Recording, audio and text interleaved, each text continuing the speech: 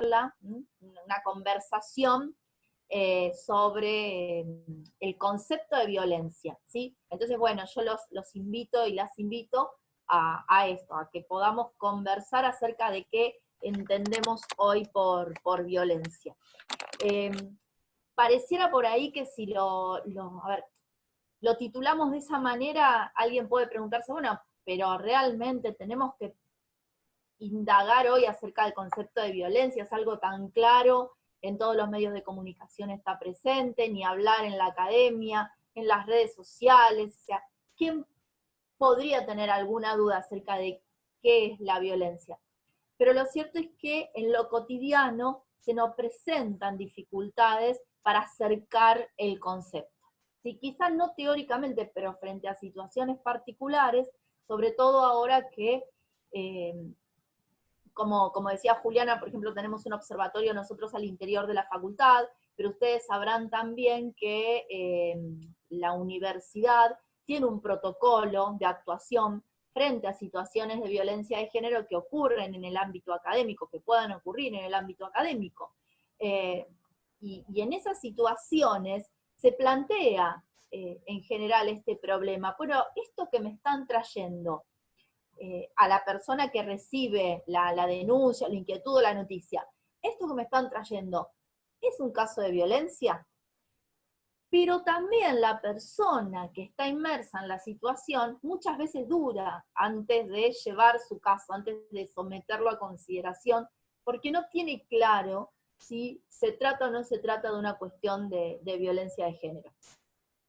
Y me parece que acá hay algo interesante para discutir que tiene que ver también con la propuesta que me había hecho Abril, de tratarlo desde la cuestión de la filosofía del derecho, sobre todo desde la sociología del derecho, que hay un concepto de género, un concepto de violencia y un concepto de femicidio, si queremos también, que es más social y que no siempre va de la mano con el concepto jurídico, ¿sí?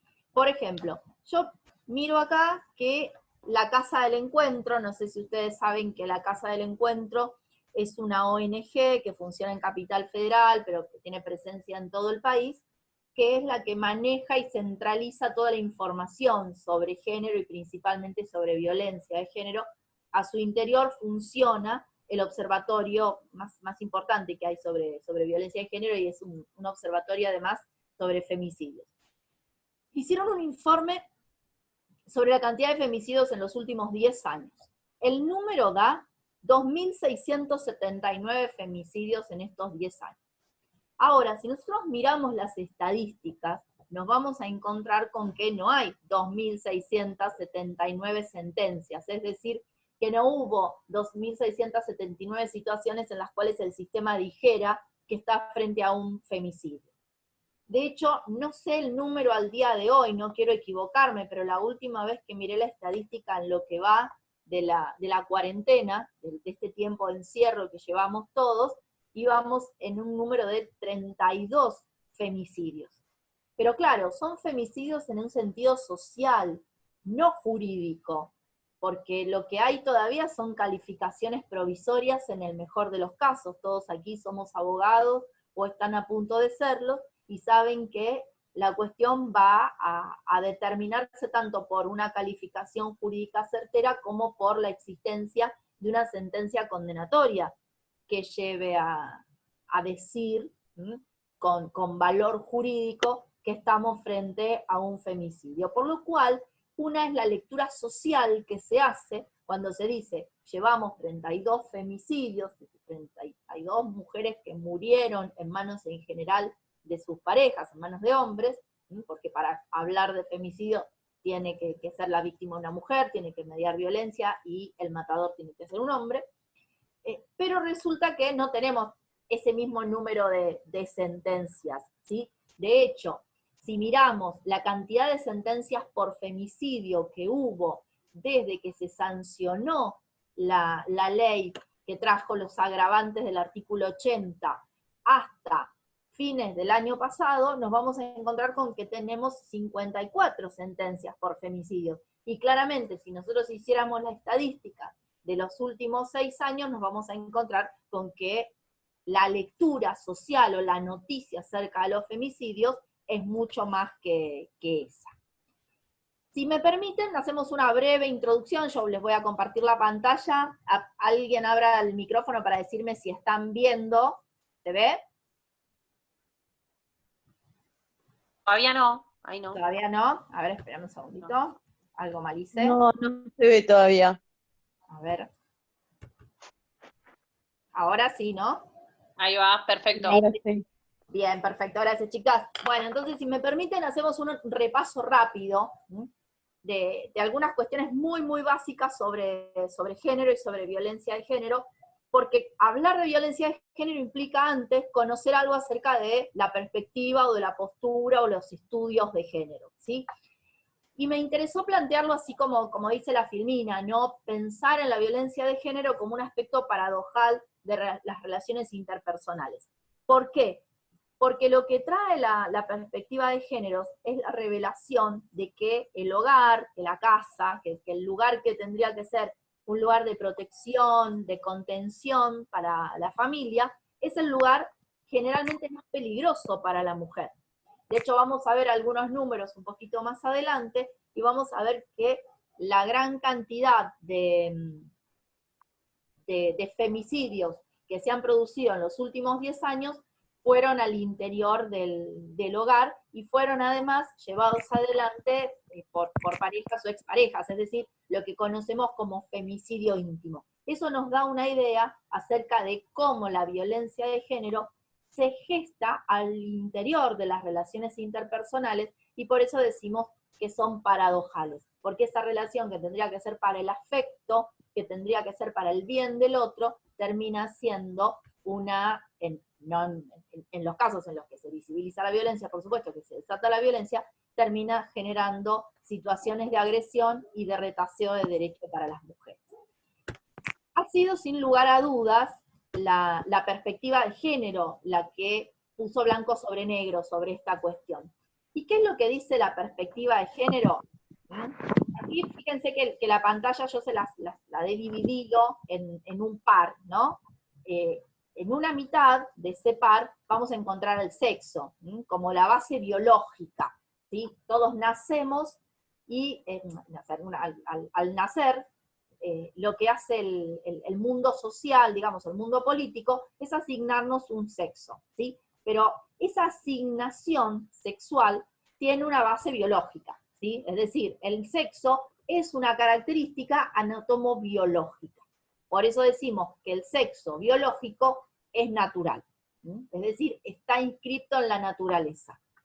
Mientras que a partir de esas características sexuales que marca la biología a partir de la naturaleza, lo que se construye, tanto en lo que llamamos la sociabilidad primaria, que es la que se da al interior de la casa, como la sociabilidad secundaria, la que tenemos en el colegio con nuestros amigos, en la facultad, en el medio social, cuando salimos, en general, en el mundo fuera del hogar,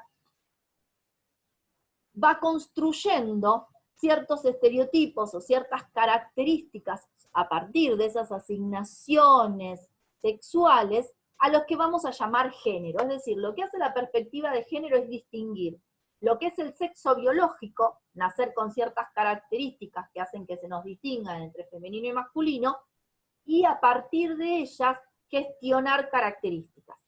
A estas características, que entonces son culturales y a partir de las cuales se nos van a asignar diferentes roles para hombres y mujeres, y esos roles tradicionalmente están diferenciados, a eso lo vamos a llamar género, ¿sí? ¿Qué es lo que pasa? Evidentemente estamos en una etapa de tránsito, ¿sí? Esto cada vez tiende a perderse un poco más, o intentamos que se pierda un poco más, es decir, esperamos que la construcción cultural de roles a partir de las características biológicas que nos asigna la naturaleza sean menores. Entonces encontramos mujeres jugando al fútbol, hombres haciendo los quehaceres de la casa, etc. Pero tradicionalmente no ha sido así, y todavía sigue impreso en la cultura algo de esto acerca de cuáles son los roles del hombre y de la mujer. Esto es el punto nodal de la perspectiva de género. Revelar esto. Claro, cuando uno lo piensa hoy, dice, bueno, pero en realidad parece casi evidente, ¿no? Es una prenoción, hasta intuitivamente nos damos cuenta de que el hecho de tener características físicas diferentes no nos va a generar roles distintos. ¿Por qué el sexo distinto me va a producir desigualdades y no el usar un anteojo, el usar alguna otra prótesis, o el nacer en un lugar o el nacer en otro? Bueno, ojo, que también la perspectiva de género, los feminismos, lo que advierten es que estamos atravesados por múltiples diferenciaciones, por múltiples clasificaciones de raza, de etnia, de clase, que van a hacer que seamos sujetos múltiplemente clasificados. Esta es la postura tradicional de género. Aclaro que respecto de la característica biológica del sexo, hay algunos autores que al día de hoy lo cuestionan y lo cuestionan muy fuertemente. Cuando se habla de las lógicas no binarias o de las identidades no binarias, se está poniendo el foco acá, en que en realidad no nacemos necesariamente con un sexo, sino que es una decisión política el asignarnos un sexo o el otro, y que tranquilamente se podría vivir sin esa asignación que no hace a la naturaleza humana. Entonces, a partir de acá, ¿de qué hablamos cuando hablamos de género? Hablamos de un orden, ¿sí? Hablamos de una ordenación, de una organización, ¿sí?, en función de los géneros, que tradicionalmente han ubicado al hombre en la vida pública y a la mujer en la vida privada. Y a partir de ahí se generan subjetividades que son, por un lado, diferenciadas, pero además jerarquizadas. No solamente que nos dicen que somos diferentes, sino que se establecen jerarquías. Ahora con el tema de la pandemia estamos cansados de escuchar hablar de las enfermeras y de los médicos, o de los médicos y de las enfermeras. Fíjense que no son términos que sean reversibles, ¿sí? No es común escuchar hablar de los médicos y los enfermeros, o las médicas y las enfermeras, sino el signo masculino está ubicado para los hombres, mientras que el femenino para la enfermera. ¿Por qué? Porque se está reproduciendo una organización de género que diferencia, pero además jerarquiza en esa diferencia. ¿Y de dónde surge esto? De aquí, del orden, lo dibujé sin querer, del orden binario de la sociedad. Que insisto, si bien estamos en un tránsito que nos auspicia, que lo vamos dejando atrás, sin embargo, hay espacios que se caracterizan por ser masculinos y por ser femeninos, y que parten de esta disociación. Fíjense, desde la modernidad hasta nuestros días, el mundo se ha ordenado en esta distinción. De hecho, piensen cuando hablamos del derecho público y del derecho privado, ¿de qué estamos hablando? ¿Sí? Cuando llenamos los casilleros para las becas, por ejemplo, para los proyectos de investigación, ponemos si pertenecemos al ámbito del derecho público o al ámbito del derecho privado, es decir, al ámbito de la vida pública o al ámbito de la vida privada.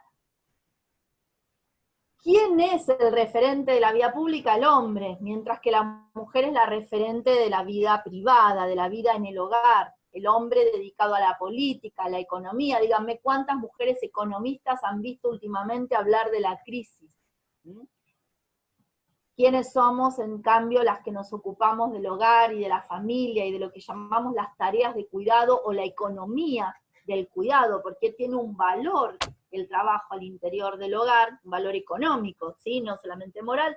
Las mujeres, el hombre al mercado de trabajo y de la producción, mientras que las mujeres de la reproducción, que no es solamente estar reproduciéndonos todo el tiempo, sino cuidar de lo que implica la reproducción, ocuparnos de los hijos, los viejos, los abuelos, los enfermos, etc.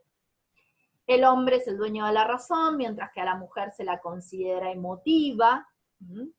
El hombre tiene un pensamiento abstracto, mientras que la mujer es concreta, es práctica, es el aquí y ahora, es la emergencia.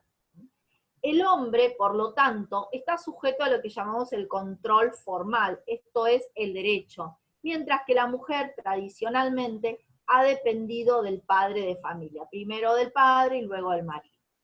El hombre es agresivo, o se espera que sea agresivo, y la mujer pasiva.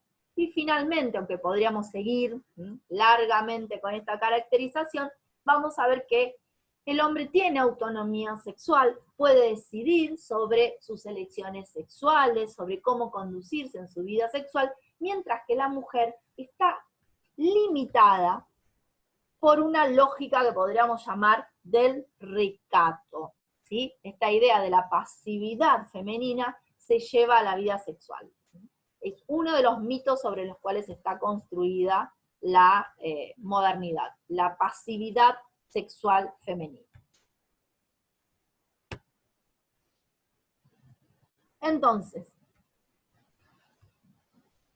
estoy tratando de borrar esto que dibujé, que no sé cómo hacer, que me está matando esto del Zoom. Les digo a ustedes porque son más jóvenes, no les cuesta, pero yo la estoy sufriendo a cada minuto. Bueno, en definitiva tenemos, ustedes no me lo creen, yo no lo estoy moviendo al cursor, no sé por qué se dibuja solo. No, doctora, alguien se está haciendo el chistosa y lo está dibujando. Sí, porque es un dibujo sexual y me parece que alguien se metió en la charla y lo está haciendo troll. Sí, estoy intentando sacarlo, pero... No la sacamos a la pantalla, no importa, no. Listo, no se preocupen. Vamos a dejar de compartirla y listo. Yo después se los paso. Esperen que... Disculpa, no puedo hacer nada. No pasa nada. No, esto está pasando. Les pasa a mis hijas con el colegio. No se preocupen. De hecho, nosotros en la justicia hemos dejado de usar Zoom, estamos usando Jitsi Meet, para evitar este tipo de cosas. Bueno, la cuestión es que tenemos un concepto que puede ser bastante abarcador, que entiende al género como un conjunto de roles, un conjunto de subjetividades, un conjunto de valores que ordena la vida social y que marca las subjetividades de hombres y de mujeres, estableciendo algo así como un sistema de valores, que nos indica qué se espera de un hombre y qué se espera de una mujer en una sociedad determinada, pero qué se espera además de los hombres y de las mujeres en su conjunto. Ahora, esta diferenciación de roles entre hombres y mujeres no es solamente esto, indicar que podemos ser diferentes, sino que trae consigo jerarquización y desigualdad, como les dije al inicio. Esta cuestión de la jerarquización y de la desigualdad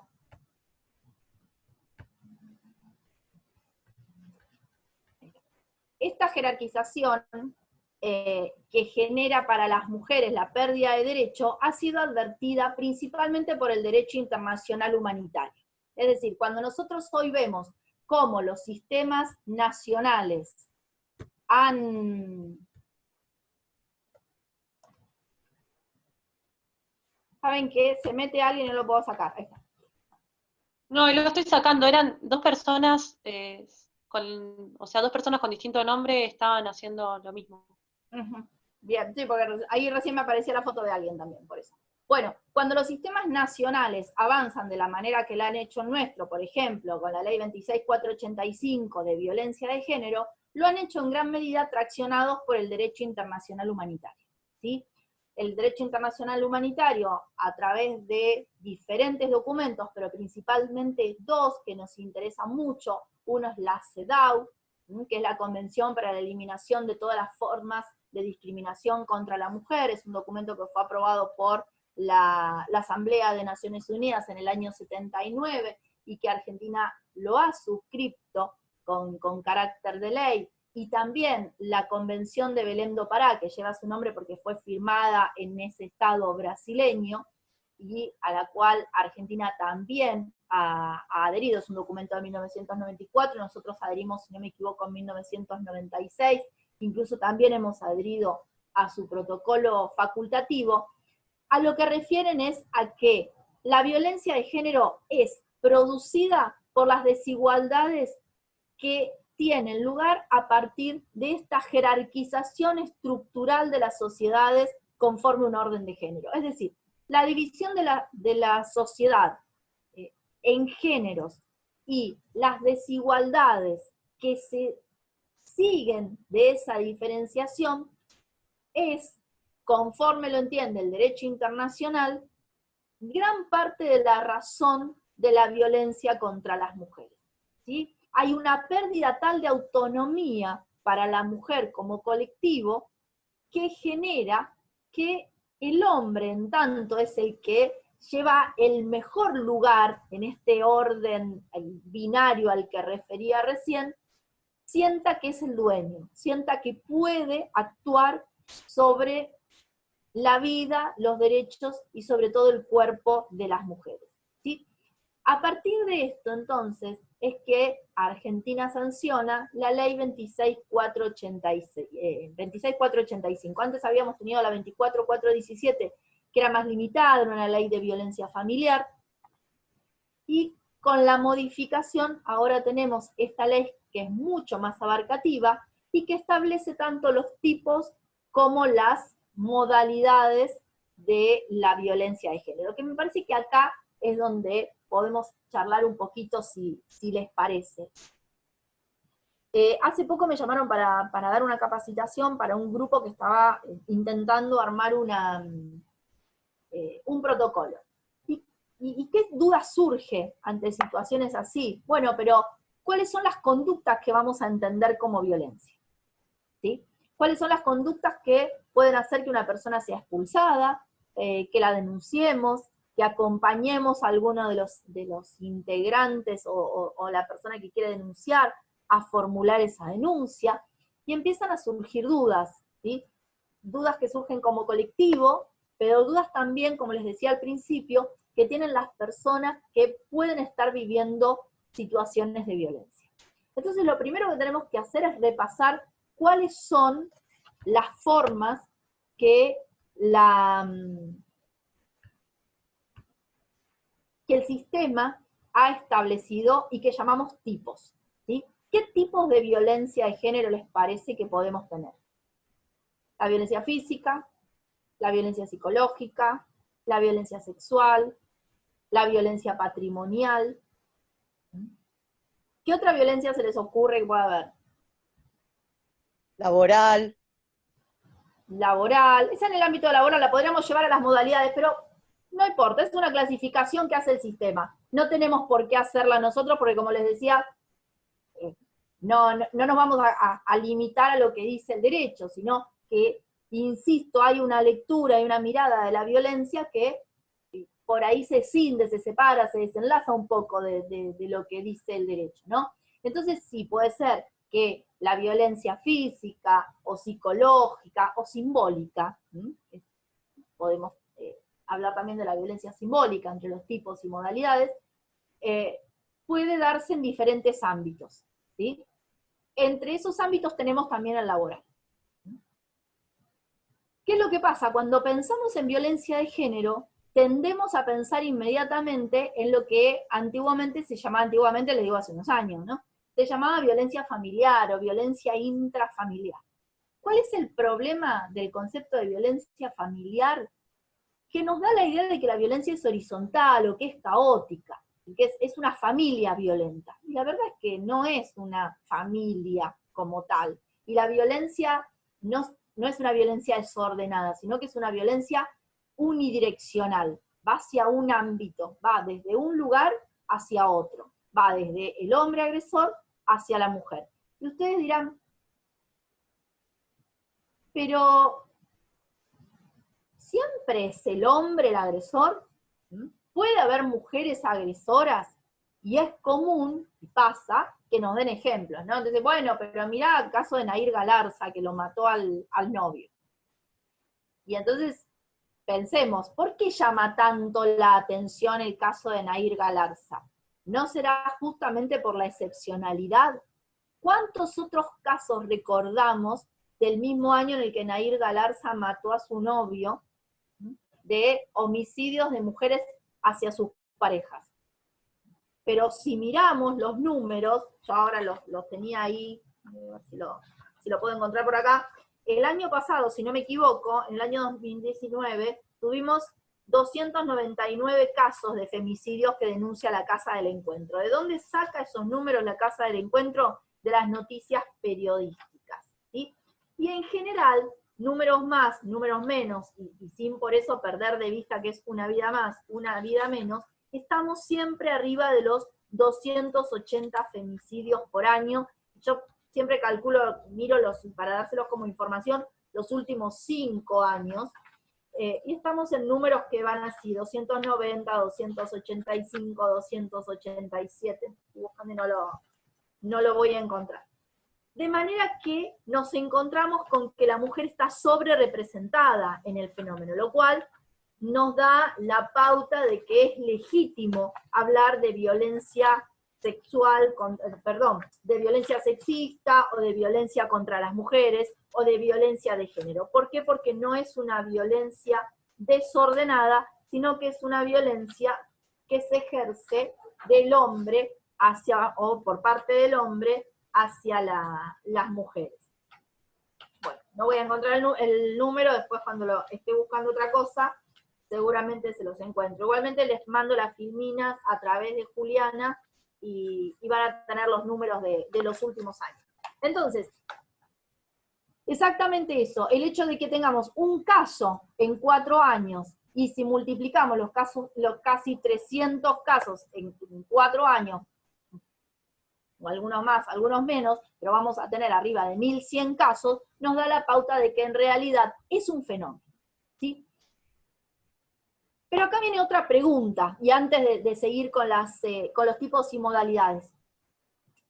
¿Cuál es la razón de la violencia de género? Y vamos a encontrarnos con explicaciones sexistas, con explicaciones que tienden a negar la especificidad del fenómeno, con las explicaciones tradicionales, algunas explicaciones viejas, pero con algunas explicaciones que algunos de ustedes por ahí se encuentran en la mesa de la pizza del fin de semana con los amigos, o el domingo comiendo el asado familiar, ¿no? Pero no, lo que pasa es que tan cosa, se exagera. Y podemos reunir esas explicaciones, ¿sí? ¿Cuáles serían las explicaciones comunes que solemos encontrar para el fenómeno de la violencia? Uno es una explicación bien tradicional. Tiene que ver con la naturaleza de la violencia. El hombre es agresivo, ¿sí? Si volvemos a la división de pares dicotómicos que les había hecho en una de las primeras que llegamos a ver, van a ver que es habitual decir, bueno, pero el hombre es agresivo por naturaleza, ¿sí? Si al hombre lo provocan, tiene que responder. ¿Sí? El hombre es agresivo, la mujer pasiva. Entonces, bueno, si la mujer lo provoca, él reacciona conforme su naturaleza. ¿Sí? Es decir, reacciona agresivamente. Pero bueno, no puede hacer nada contra eso, porque eso tiene que ver con la hombría, tiene que ver con la construcción de la masculinidad que se hace. Entonces se justifica, bueno, un tipo, qué sé yo, le da un cachetazo a su mujer de vez en cuando, bueno, es un hombre, ¿qué va a hacer? Reacciona de esa manera. Entonces, primera cuestión, la naturalización, primera explicación tradicional. Otra, que están las antípodas, pero que también sirve para justificar, es decir, se volvió loco. No es él.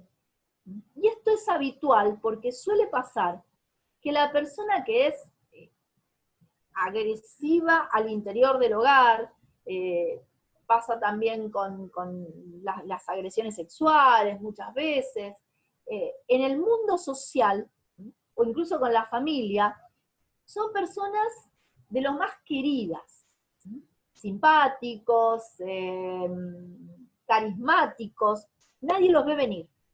Sin embargo, dentro de la casa tienen otra actitud para con su mujer, para con sus hijos, pero el que lo ve desde el afuera no puede llegar a representarse ese perfil de agresor.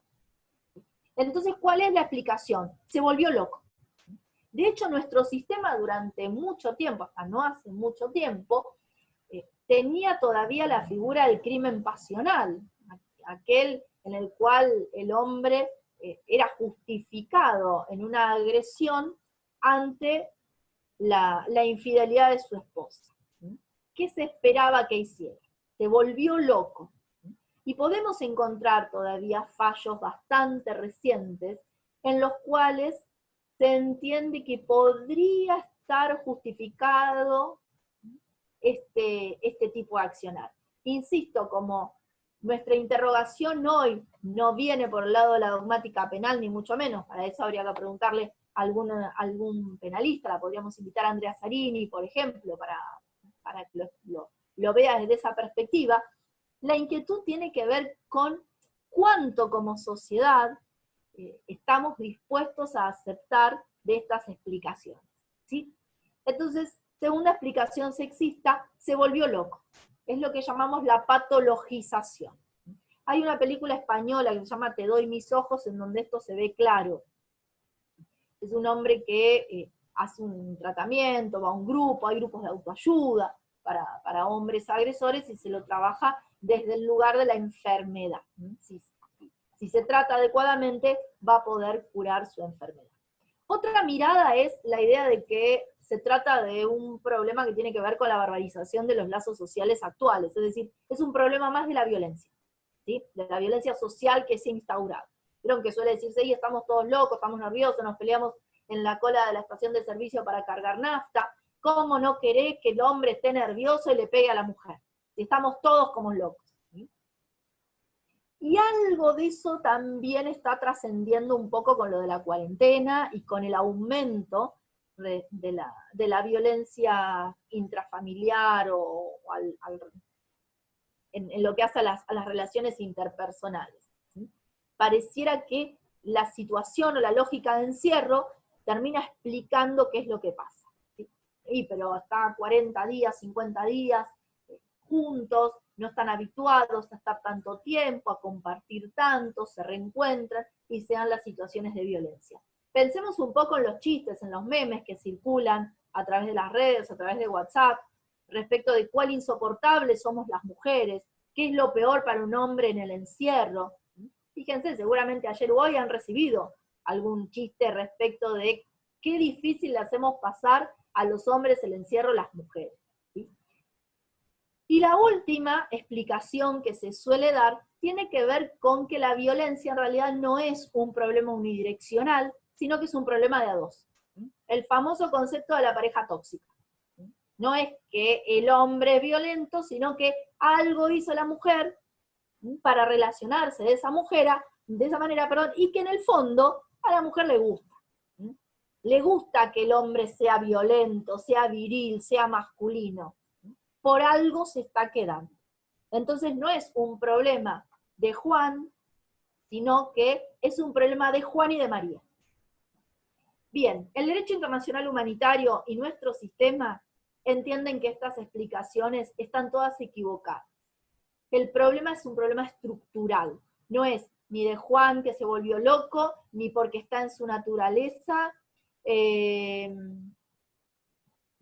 sino de un problema de la barbarización de los lazos sociales actuales por la crisis que venimos atravesando y ahora exacerbado por la crisis actual, sino que se trata de un problema que tiene que ver con la estructura de género, ¿sí? Con un orden de género que hace que la violencia se instaure, no en tal o cual pareja, sino que se instale socialmente y que se sea complaciente con ella. Por eso entonces se generaron los documentos internacionales, por ejemplo, estos de los dos más importantes que me parece para resaltar, que son la Convención sobre la eliminación de todas las formas de discriminación contra la mujer y la Convención de Belém do Pará.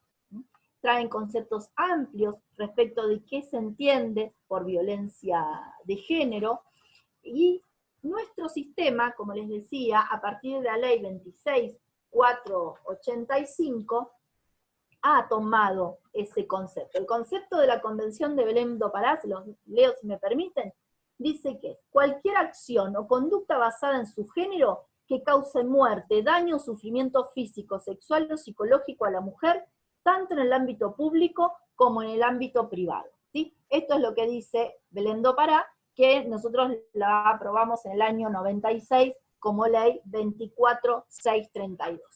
A partir de ahí, entonces, es que ya nos podemos dar una idea de qué hablamos cuando hablamos de violencia, de qué actos podemos mencionar como actos violentos conforme la definición de género que tenemos.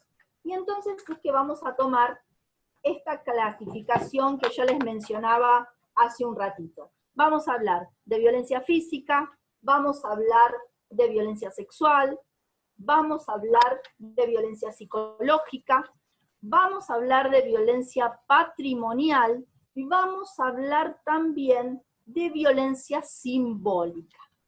Es fácil darnos cuenta cuando estamos frente a una situación de violencia física.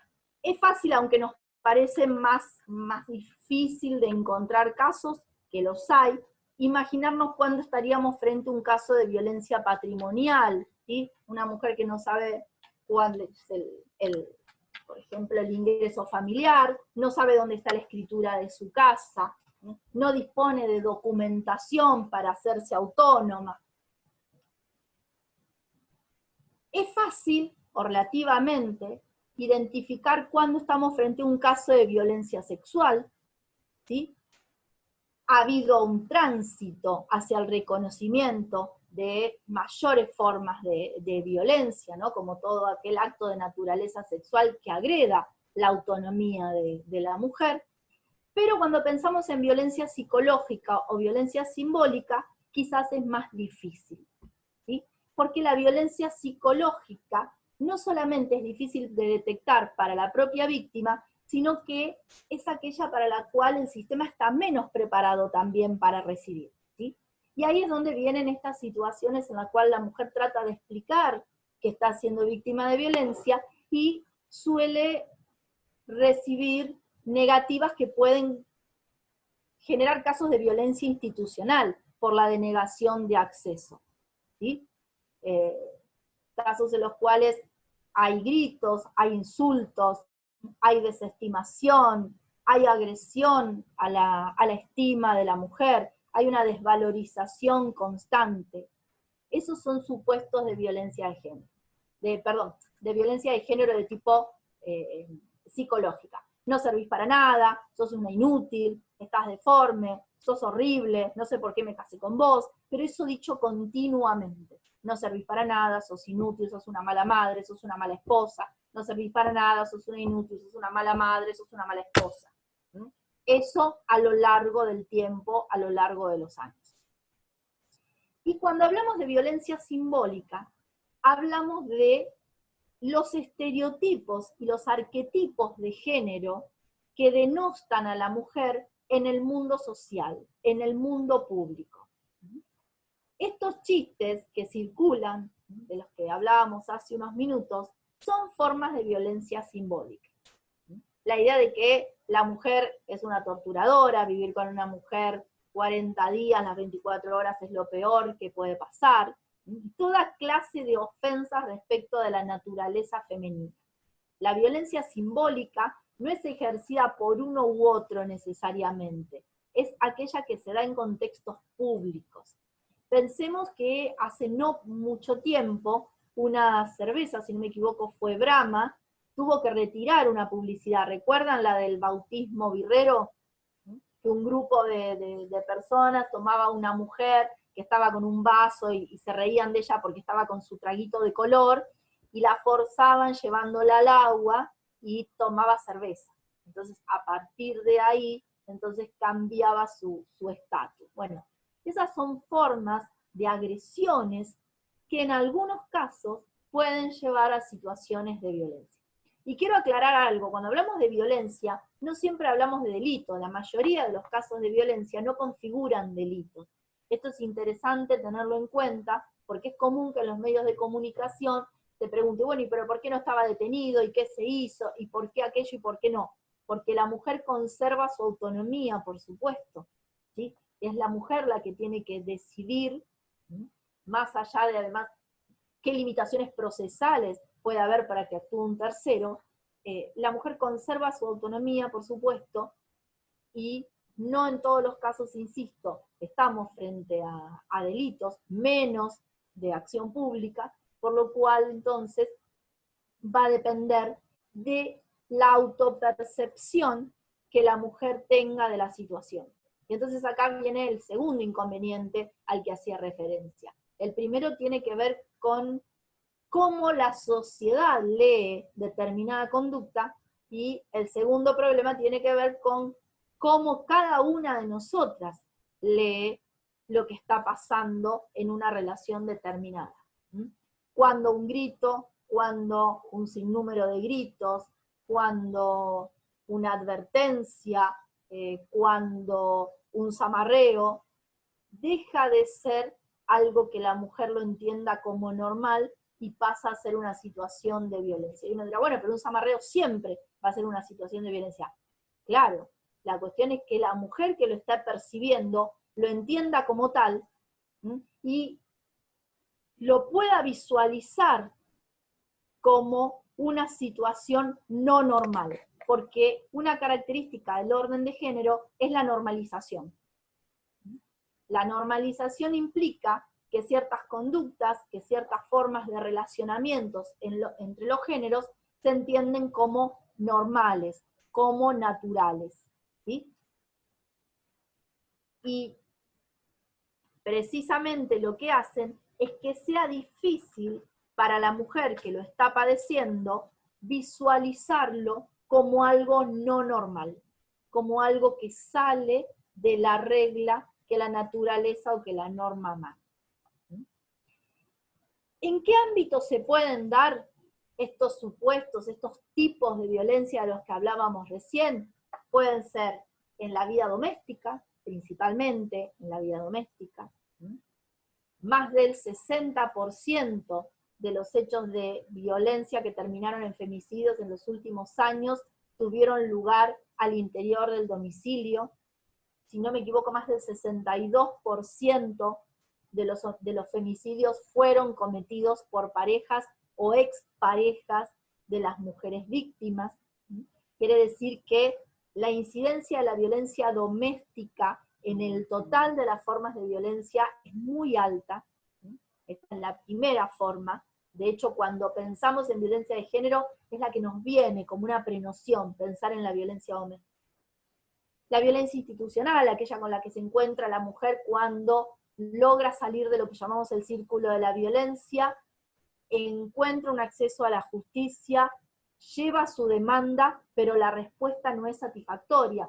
Esto es importante pensarlo porque suele generar barreras altas para que las mujeres denuncien, por temor a esa violencia institucional, por temor a la revictimización, por temor incluso al tránsito a través del proceso, el temor a los funcionarios. Esto tiene que ver, en definitiva, con miedos frente a posibles supuestos de violencia institucional. Es decir, cuando las instituciones no responden de la manera que la mujer que está denunciando espera y conforme los derechos que la asisten.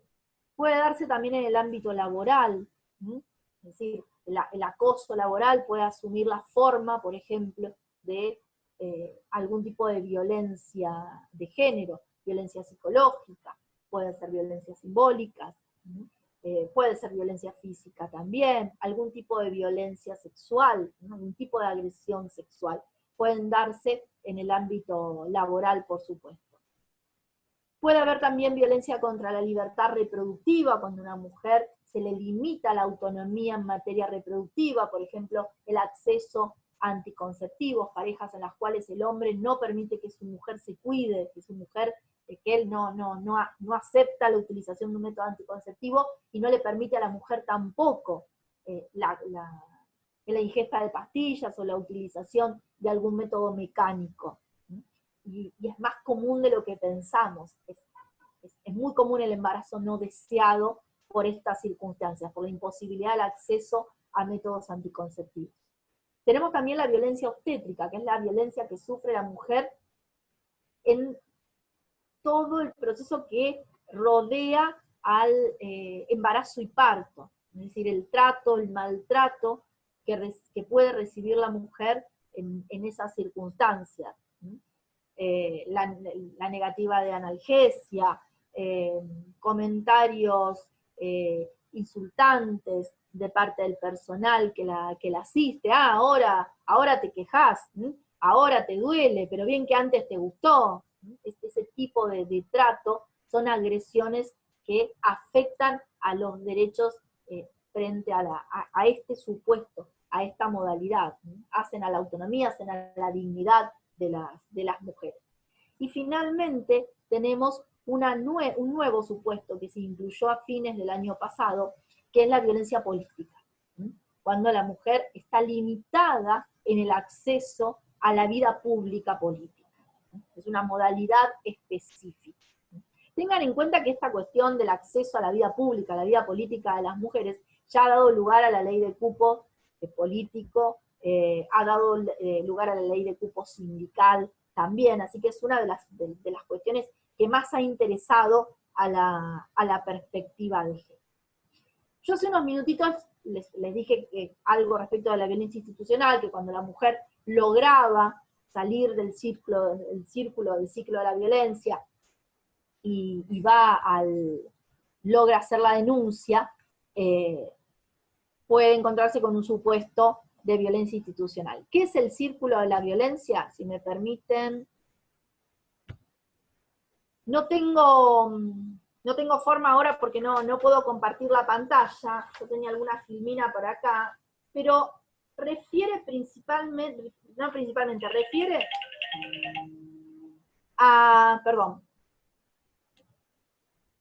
a que la violencia como estructura, como proceso estructural, como fenómeno no individual, esto que les decía que está implícito en la ley 26.485, también en la 12.259, que es la ley de la provincia de Buenos Aires, que otorga la competencia para actuar en las cuestiones de violencia de género a los tribunales de familia, y es con la que ustedes seguramente más van a actuar cuando se reciban.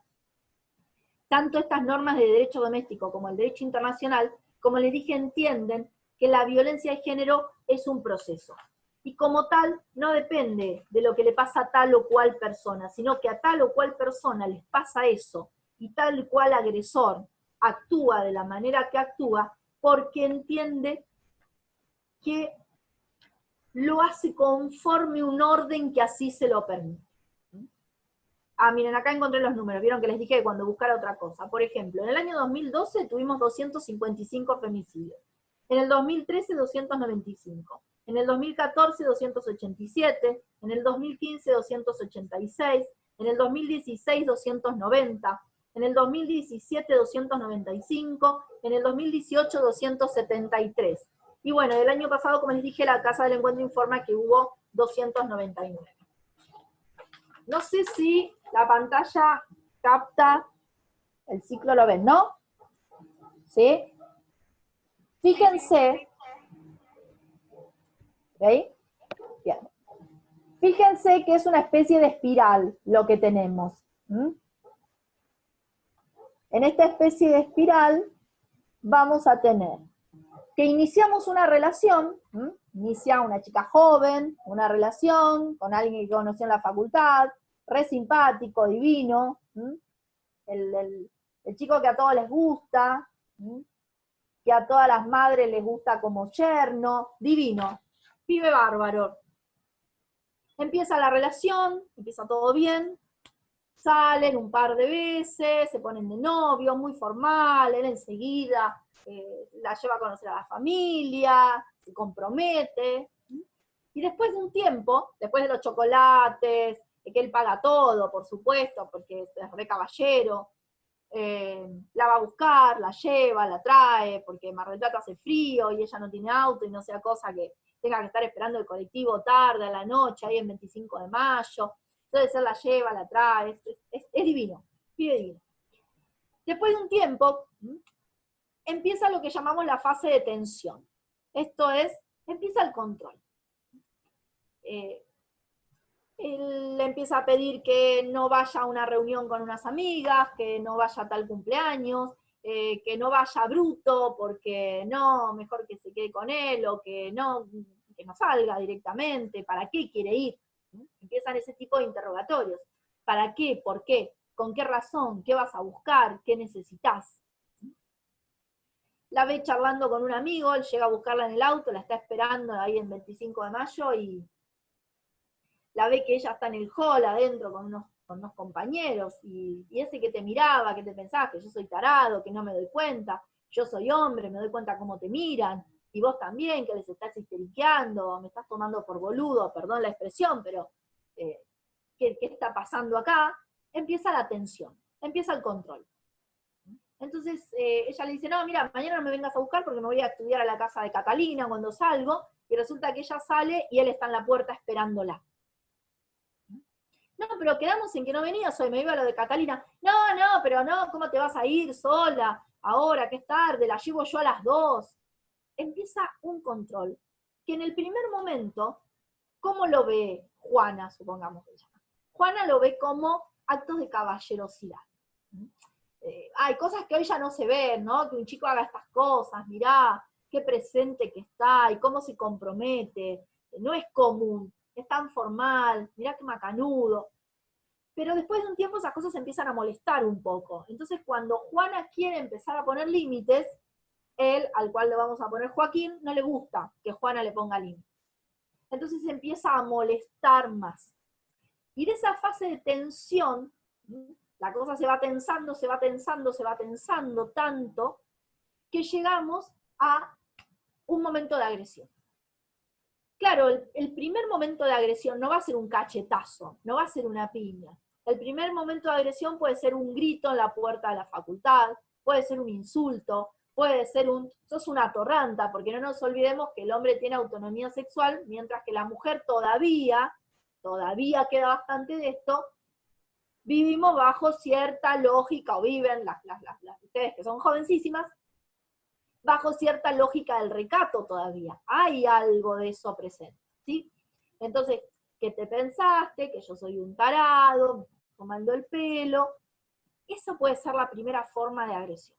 Puede ser un zamarreo, te agarra del brazo, vení para acá, subite al auto, no me vas a tomar por estúpido, ahora que me vine para acá, hasta acá te venís conmigo, no te vas a ir a la casa de una amiga.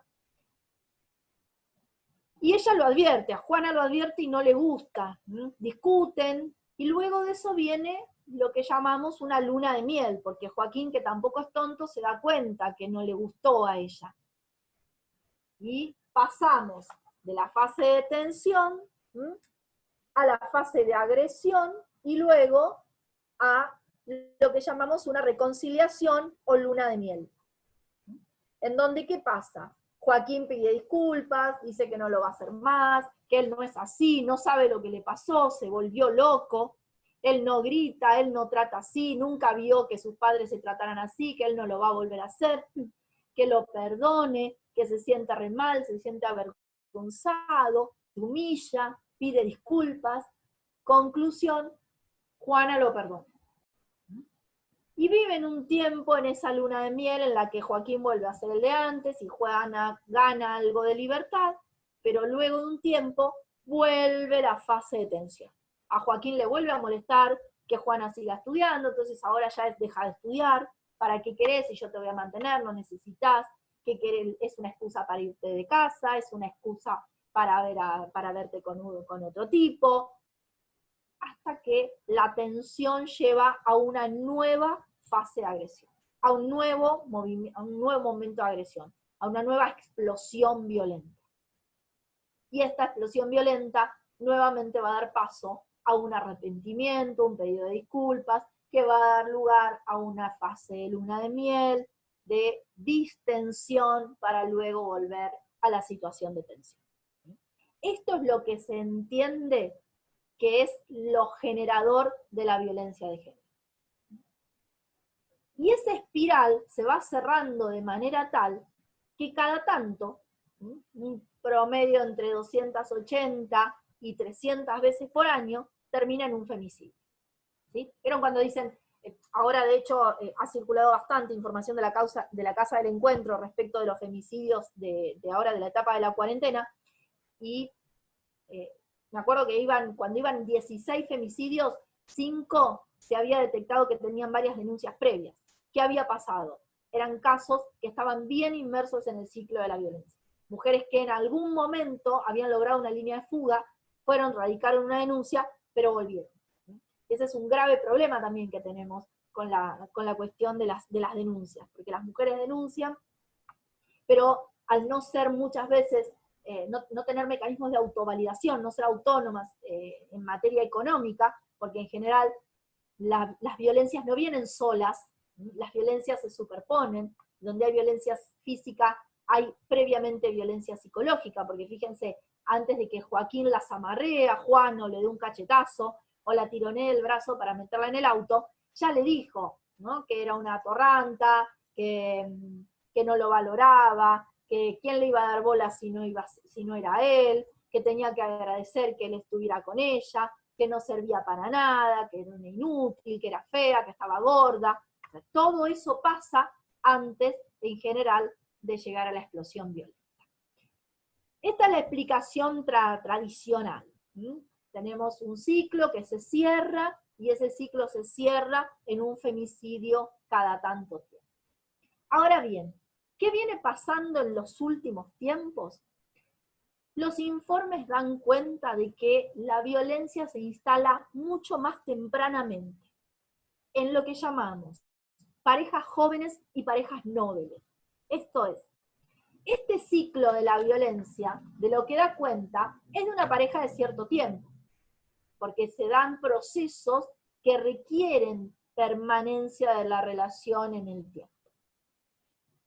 Sin embargo, lo que se ve últimamente es aumento de las denuncias de violencia los fines de semana y de chicas muy jóvenes que refieren que los agresores son también jóvenes.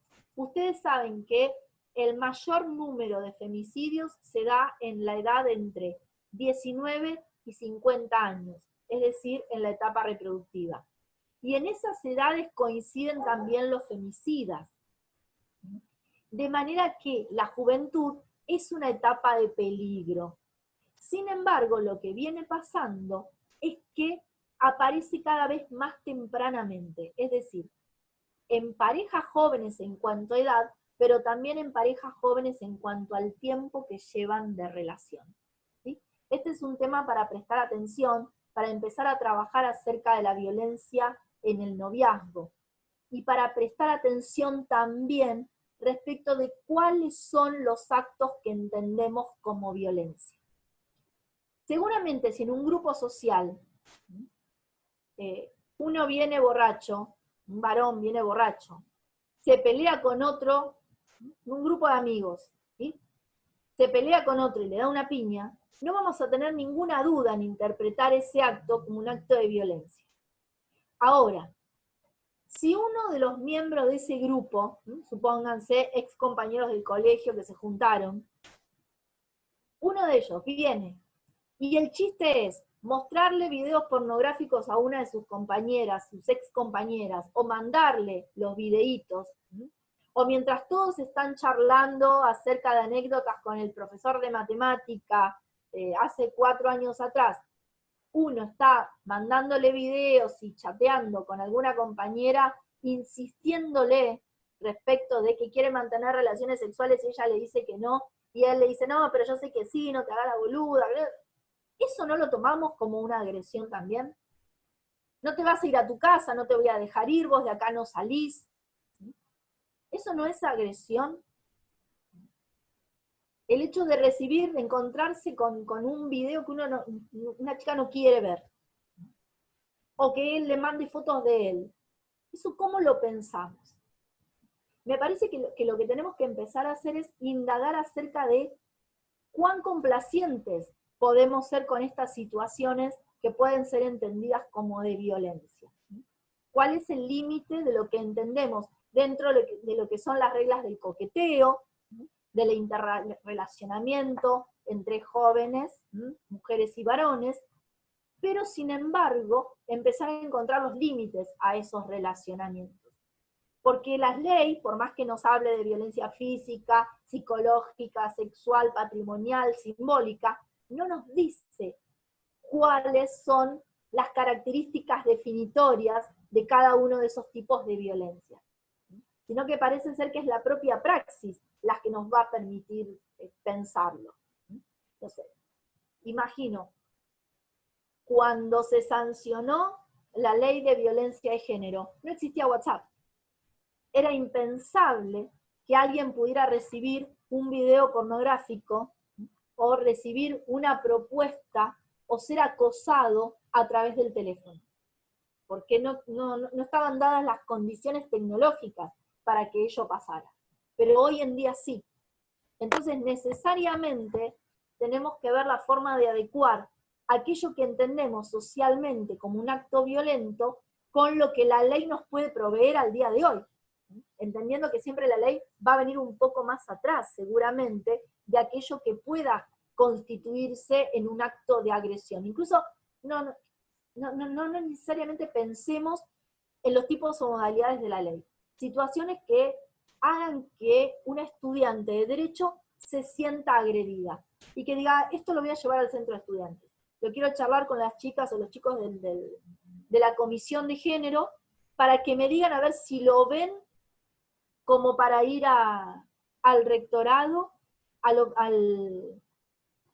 observatorio, o para que se active el protocolo. Porque además esto puede ser que me afecte no solamente a mí, sino que quizá está pasando. Quizá no es que la está molestando solamente a Sol o a Evelyn o a Anaí, sino que cuando alguien habla, resulta ser que son varias las personas que se están sintiendo, las chicas que se están sintiendo agredidas. Entonces me parece que lo principal es esto, es empezar a trabajar, a pensar cuáles son las situaciones que se pueden pensar, que se pueden entender como violencia. Miren, tengan en cuenta un ejemplo.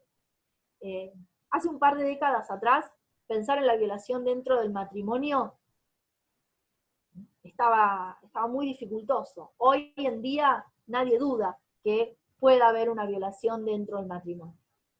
¿Cómo se logró eso? Por la propia perspectiva de las mujeres que se entendieron víctimas de esa situación. Más allá de que la norma y de que el Código Civil les hablara del débito conyugal y de la obligación de mantener relaciones sexuales con su esposo, las mujeres que eran víctimas de esa situación entendían que había algo que no era consistente entre lo que ellas estaban padeciendo y lo que se interpretaba respecto del derecho, ¿sí? De manera que me parece que ahí estaría la cuestión. No lo quiero hacer más largo porque me estoy dando cuenta que llevamos 1 hora, así que si les parece yo lo cortaría acá. Al que le interese el tema les puedo mandar material y bueno, escucho preguntas. El que quiera preguntar, si quiere, lo acepto para que hable.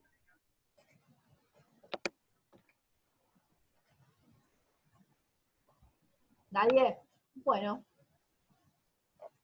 Bueno, la ley es disponible, si les interesa, búsquenla, la 26485, está también el decreto reglamentario. Hay una página que se llama Infolex, que seguramente ustedes la conocen, y más ahora que estamos viviendo tanto a través de estos medios virtuales. Ahí van a encontrar todas las leyes, es de fácil acceso. Los invito también a mirar la página de la Casa del Encuentro. Ahí van a encontrar mucha información, sobre todo estadística. Hay informes sobre los últimos 10 años, hay informes anuales, así que ahí tienen mucho. Y también en la página de la Defensoría General de la Nación hay algunas publicaciones muy, muy interesantes, sobre todo lo que tiene que ver con debida diligencia, que es el deber que la Convención de Belém do Pará, en su artículo 7.b, impone a los estados suscriptores de prevenir, sancionar,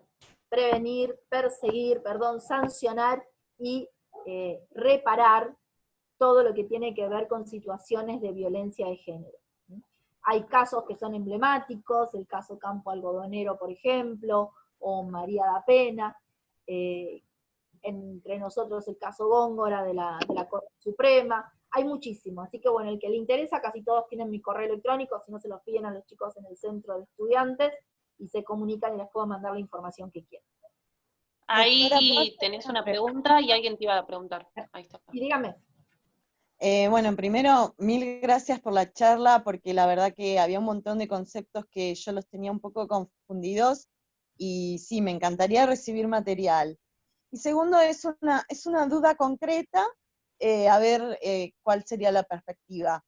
Yo suelo utilizar aplicaciones de citas y chateo con hombres, generalmente son grandes, de 35 a 50 años, y a algunos les doy el WhatsApp, no a todos, después de charlar un rato, y lo que me ha pasado es que cuando se generan algunas citas o cierta confianza, enseguida empieza como esto, enseguida empiezan a mandar fotos íntimas sin que yo se las haya pedido, y lenguaje muy obsceno y muy vulgar. Y yo realmente no estaba acostumbrada, y para mí es muy chocante. Yo conozco amigas que mandan nudes y están muy bien con eso, y yo no juzgo eso, pero en lo personal a mí me hace sentir mal, a mí no me gusta eso. Y por un lado siento que las veces que dije que no, esas personas dejaron de escribirme directamente, o sea, me respetaron ese no, pero es como que yo perdí todo valor. Eh, y, y, y por otro lado siento como que muchas amigas me dicen, pero no, soltate, empoderate, manda una foto, ponete sexy, contestale. Y realmente me confunde mucho, no sé qué es lo que, no sé. Lo que pasa es que ahí tiene que ver con los acuerdos, María Noraras, ¿no? Sí. Ahí tiene que ver con María, con los acuerdos que uno esté dispuesto a llevar adelante, en definitiva. Esto es un poco lo que yo señalaba recién, son las nuevas formas de agresiones o de violencias que puede haber, que son impensadas todavía para la ley, porque la ley es del 2012, o sea, viene con un atraso que no hay forma de que le empate al avance tecnológico. Me parece que lo que sucede es que estos conceptos de los que hablé al principio, la naturalización, la normalización de ciertos órdenes, como que se reacomoda. Nos parece que no, porque cuando lo escuchamos decimos, no, pero ¿cómo van a decir que está normalizado que el hombre actúe de determinada manera y que la mujer actúe de otra? Y sí, porque fíjate que en estas páginas de citas pasa eso, o sea, hay una normalidad, es que tenés que mandar fotos tuyas íntimas y tenés que aceptar fotos del otro. Si no, quedás fuera del diálogo, es decir, hay una forma de discurso ahí, unas formas de comunicación que o las aceptás o quedás fuera. Es muy, muy difícil, porque vos no tenés forma de, eso termina siendo un contrato formulario de alguna manera, ¿no? O acepto o me voy. Ok, Pero gracias. me parece que tiene que haber, con cierta, por ahí, no sé si cierta hipocresía, ¿no? Pero, ¿se acuerdan cuando cursaban filosofía o los que cursaron sociología, cuando hablamos de las diferencias entre la moral crítica y la moral social o la conciencia colectiva?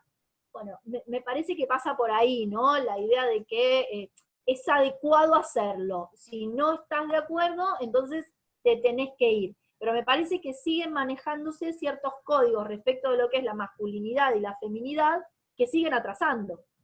O sea, no estoy segura que sea empoderarse, acomodarse a que el tipo que tengo del otro lado quiere que le mandes una foto desnuda. Y si no le mandas una foto desnuda y además en determinada posición o con determinada ropa o haciendo tal o cual cosa, si no lo haces, estás equivocada. Me parece que tiene que ver con la paridad al interior de cualquier relación, sea una relación que se gestó en el aula de la facultad, que lo conociste en un boliche o a través de una página de citas. No hay diferenciación, vos tenés que mantener tu autonomía, y si tu autonomía te indica que no tenés ganas de mandar la foto, no lo veo como que sea empoderarse necesariamente, salvo que vos lo leyeras así. Entonces, insisto, tiene que ver con qué es lo que estamos de acuerdo en aceptar y hasta dónde nos parece que es aceptable, digamos, en cuanto a que no afecta mi dignidad, ¿no? Claro, gracias. No, nada, no te puedo contestar nada.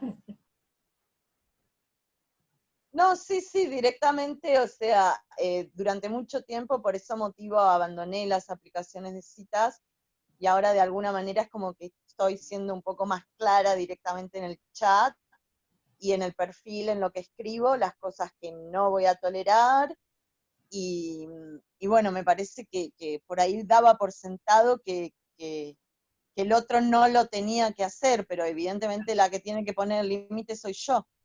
Es que eso es empoderarse, en definitiva empoderarse es decir, yo soy un sujeto activo de derechos, porque en definitiva lo que se juega acá, es un término aburrido si quieren, que es el concepto de ciudadanía. ¿Qué es la ciudadanía? Es el derecho a tener derechos. Entonces, lo que siempre está en cuestión es, en definitiva, la ciudadanía femenina. E incluso en una cuestión que parece tan banal como es una página de citas. Yo tengo derecho a decirte que no me comunico de esa manera. Si querés relacionarte de otras formas, le damos para adelante. Si no, bueno, se acabó acá. El empoderamiento es poder decir que sí o poder decir que no, y sacar un poco la idea, no sacar un poco, perdón, me expresé muy mal, desterrar la idea de que la mujer cuando dice no, quiere decir que sí. La mujer cuando dice no, quiere decir no. Y esto tiene que ver también con salir de la lógica del recato. Y el hecho de que vos no quieras mandar una foto desnuda no quiere decir que seas recatada, sino que no tenés ganas de mandársela. Por ahí mañana conoces a otro y decís, a este se la mando, no sé. Pero la idea de que no, porque se hace la difícil, no la manda porque en realidad quiere que le insista, no se la mandás porque no tenés ganas y no querés recibirla. No es que le decís que no, pero si insiste un poco más, le vas a decir que sí. Porque en la página de citas, eso significa, te insisto, levanto el tono, como decís, ¿no? El tono se pone obsceno, hasta que te convenzo y me mandas la foto. Pero si estuvieran juntos, quizá ese tironeo llega a que te fuerces sexualmente. No digo en este caso puntualmente, ¿no? Pero la idea de que la mujer dice que no cuando quiere decir sí, lleva a estas confusiones.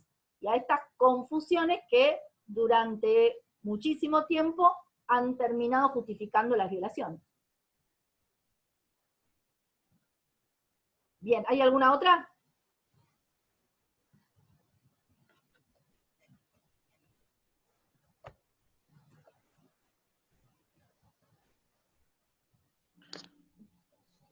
Sí, ahí sí, fíjate si querés en el chat o te las Sí, leo. había dejado de mirar el chat porque me había encontrado con los mensajes del infiltrado y me distraían, no sé si notaron, pero hoy estaba Ah, hablando.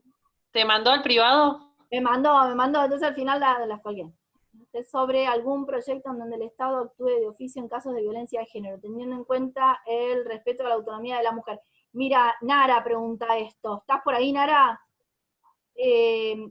Nara pregunta, ¿qué considera usted sobre algún proyecto en donde el Estado actúe de oficio en casos de violencia de género, teniendo en cuenta el respeto a la autonomía de la mujer? Es muy difícil que el Estado actúe de oficio y se respete la autonomía de la mujer. La vez pasada dimos una charla con Andrea y con una psicóloga en el aula magna, fue creo una de las últimas actividades presenciales antes de la cuarentena. Sí. Surgió este tema y Andrea, que responde más desde el derecho penal, explicaba las limitaciones que hay respecto de quién es el dueño de la acción. ¿Sí? Claro, conforme la propuesta de Nara, eso supondría una modificación en esas limitaciones. El problema es la autonomía. Yo no sé cómo se podría hacer, porque ¿cómo haces para seguir adelante con una víctima que no se autopercibe como tal?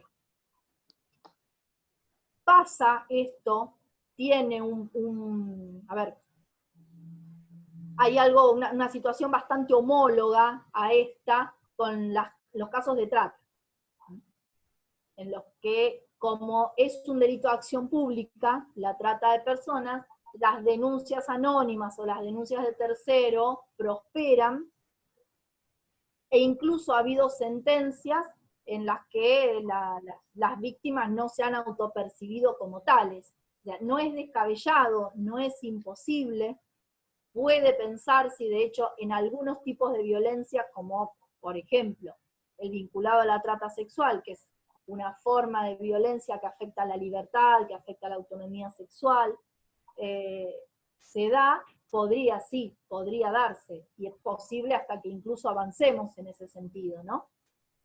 ¿Por qué? Justamente por esto, vuelvo a lo mismo. ¿Qué es lo que pasa acá? La mujer no se autopercibe como víctima, entonces le cuesta salir, y es una gran inquietud de familiares, de amigos, de las mujeres víctimas. Sobre todo cuando uno tiene la sospecha de que algo está pasando, pero la mujer no nos cuenta, no dice, pero se percibe que algo ahí hay, y bueno, si denunciara y el sistema se metiera, en el imaginario está esa ilusión. Pero por ahora yo lo veo un poco lejos. ¿Alguna otra?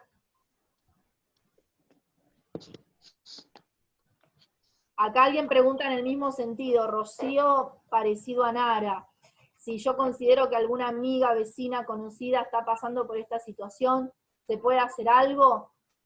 Lo mejor en estos casos es el diálogo con ella, es acercarse a ella, hacerle saber, contarle cuáles son las líneas, tiene la línea telefónica, tiene correo electrónico, la posibilidad de ir hasta la comisaría de la mujer que está en Avenida Juan B. Justo, ir directamente a radicar la denuncia ante cualquier tribunal de familia, hay una fiscalía especializada de la justicia de la provincia de Buenos Aires, en alguna defensoría, en cualquier fiscalía, es decir, la cuestión es que llegue. Lo difícil, me parece, Rocío, estás en la misma línea de lo que planteaba Nahara como hoy, ¿no? Gracias. No sé. Porque si ella no se autopercibe, no se va a poder avanzar, porque la citan para que ratifique la denuncia y no va, y cómo hacemos, volvemos al problema de la autonomía de la víctima, ¿no? La forzamos, entonces la hacemos pasar por un proceso que no quiere atravesar, implica un supuesto de revictimización, de violencia institucional, es difícil.